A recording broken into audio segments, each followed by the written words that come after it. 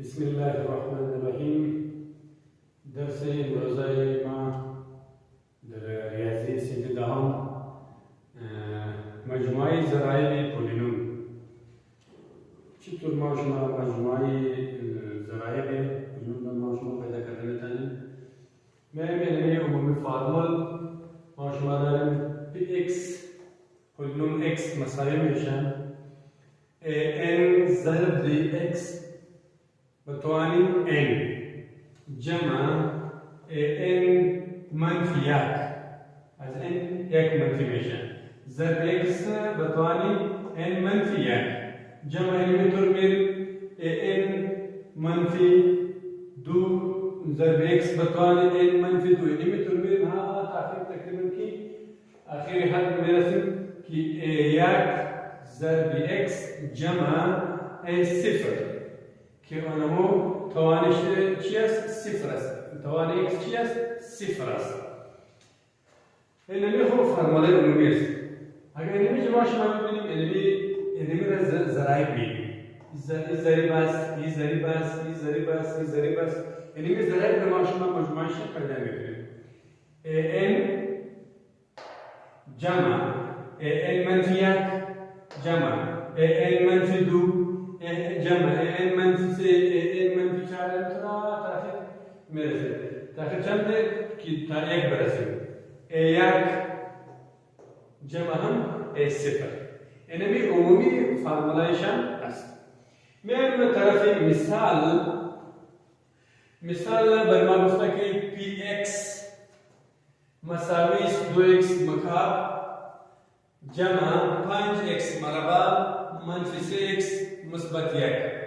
اگر ما اینمی جا متحول ما شما داریم اینمی جا هر متحول که باشه یک متحول است، دو متحول است، سه متحول است، هر چقدر متحول که است اونمو را ما شما اگر ضرایب ما شما پیدا میکنیم اونمو متحول که یک مساوی میکنیم. هر متحول یک x است، y است، w است، z است، هر چی است اونمو را ما شما که یک مساوی میکنیم. بعد از ما شما مجموعه ضرایب پیدا کردیم. این x را مساوی میکنیم که یک، یعنی p یک مساوی میشن. ما شما پیش گفته بودیم که اگر اینمی که p یک هر قیمت که باشه اون قیمت ما شما بیتیم این معنی داره که در پولینوم هر جایی که متحول آمده باشه در جای اون متحول ما شما اون قیمت میگذاریم. دو ضرب x بجای x یک مکعب جمع 5 ضرب بجای x چی است؟ یک مربع منفی 3 ضرب یک جمع هم یک. p یک مساوی میشن. یک اگر به هر چقدر بلند توان به پس چی میشه؟ یک. یعنی معنی یک ضرب یک ضرب یک ضرب یک اینمی طور میریم. یک ضرب یک پس هم یک ضرب یک اینمی طور برای آخر حتی برای پس هم چی میشه؟ یک میشه. دو ضرب چی؟ یک جمع 5 ضرب یک بتوان مربع پس هم اینمی یک میشه. منفی 3 ضرب یک 3 جمع هم یک.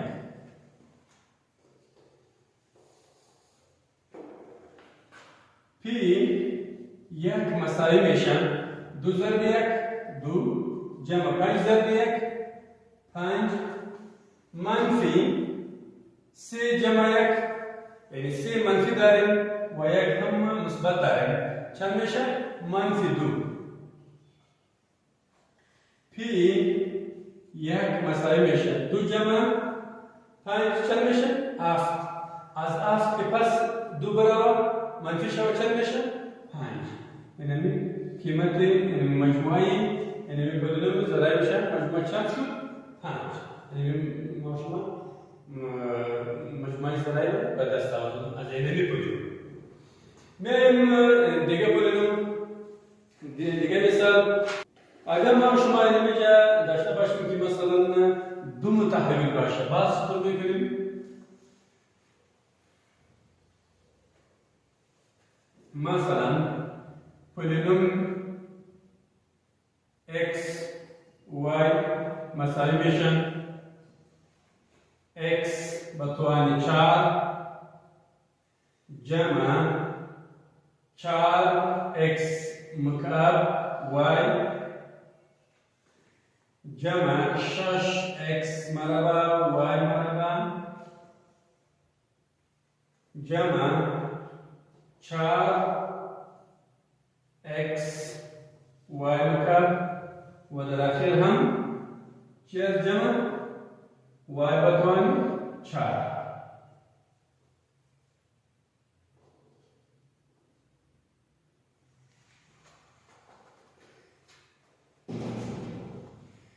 اینمی در اینمی مثال هم ماشی میکنیم x و y را مساوی میکنیم که چی؟ که یک یعنی x هم مساوی میکنیم با یک و y را هم مساوی میکنیم با یک پس اینمی که ما میبینیم که اینمی مساوی میشه فولینم در جای اینمی چی میمانیم یک بتوانی 4 جمع 4 ضرب یک مکعب ضرب یک در جای واحد چی میمانیم؟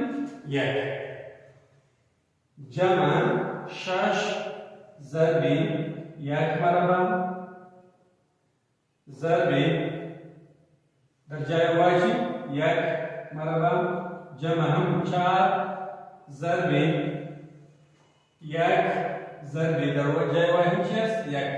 یک مکعب جمع وای ببخشید در جای واحد چی میمانیم؟ یک یعنی یک بتوان 4 اینمی پولینم مساوی میشن یک پس اونم فرمولا است اگر به هر چی قدر توان بیاید پس چی میشه؟ اونم یک جمع یک به هر توان که بیاید پس اون یک است یک ضرب یک ضرب 4 جمع یک مربع پس هم یک مربع پس هم یک ضرب یک و یک ضرب 4 6 دیگه میشه 6 جمع یک ضرب یک بتوانی 3 یا یک مکعب پس هم یک میشه یک ضرب یک ضرب 4 جمع یک بتوانی 4 یک پس هم چی میشه یک میشه پولینم مساوی میشن یک جمع 4 5 جمع 6 11 جمع 4 15 جمع 1 هم 16 مجموعه ضرائب اینمی پولینم چند شد که متحول دو متحول آمده بود x و y ارتباط آمده بود مجموعه ضرائب چند آمده 16 این هم دو مثال شد به این طرف یک مثال دیگر هم ما شما حل بکنیم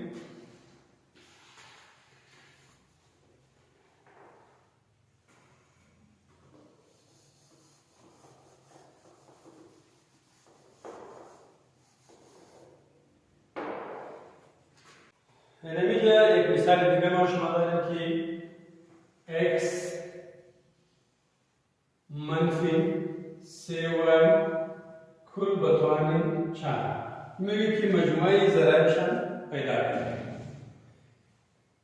یعنی پس هم آنم فرمولا است یعنی دو متحول آمده یعنی x مساوی میکنیم با یک و y را هم مساوی میکنیم با یک منفی 3 ضرب یک کل بتوانی چی؟ 4 مساوی میشن یک منفی 3 ضرب یک هم 3 کل بتوانی چی؟ 4 یعنی میکنیم پس مساوی است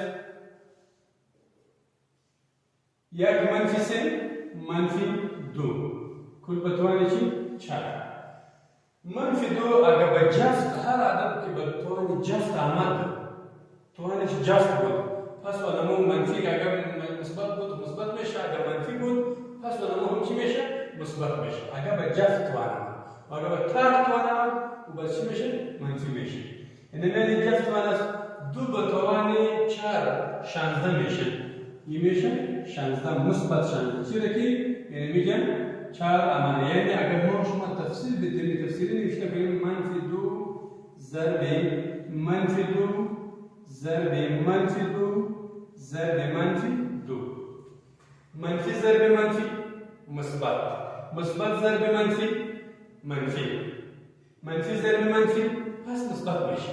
این علامه علمی چی آمد؟ مثبت شد. 2 ضرب 2 4، 4 ضرب 2 8، 8 ضرب 2 16. یعنی چی آمد؟ مثبت 16 به دست آورد.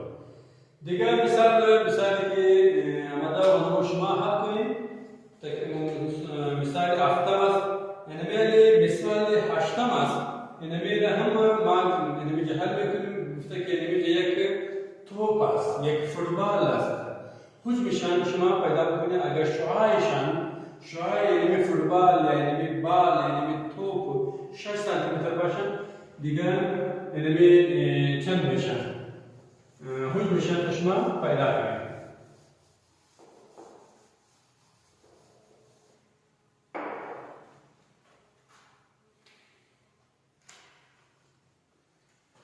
وی مساوی است حجم کره یا فوتبال مثل کره است. فرمولش چی است؟ 4 تقسیم به 3 پای آر مکعب. یعنی میشه برای شما گفته که شعاع مساوی است کردیم 3 ببخشید 6 سانتی متر، 6 سانتی متر است. شما یعنی حجمشان پیدا کنید. یعنی میشه قیمت پای اگر 22 تقسیم به 7 کنیم هم اونم قیمت داده بهتر. اگر 3.14 بنویسیم اونم قیمت است و اگر اینطور پای بنویسیم مشکل نیست. یعنی وی مساوی است حجم علمی کره حجم علمی فوتبال مساوی میشن 4 تقسیم به 3 پای ضرب 6 سانتی متر کل مکعب.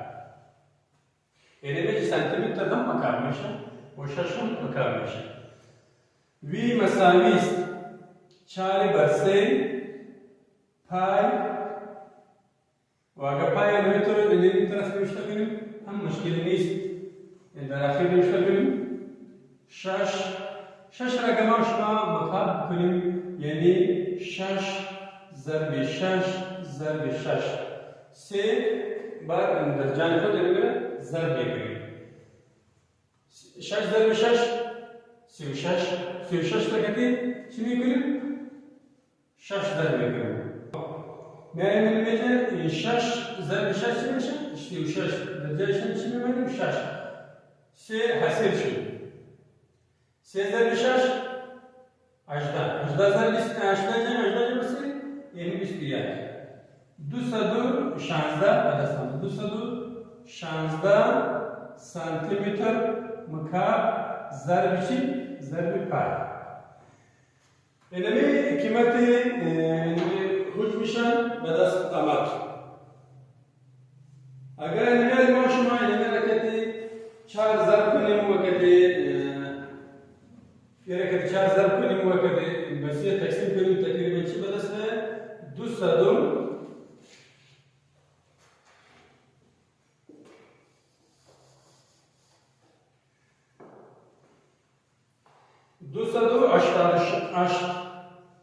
288 سانتی متر مکعب پای به دست میاد. یا اگر پای این طرف کنیم هم مشکلی نیست. پای سانتی متر مکعب. چرا که ما شما گفته بودیم که حجم واحد حجم چی است؟ مکعب است.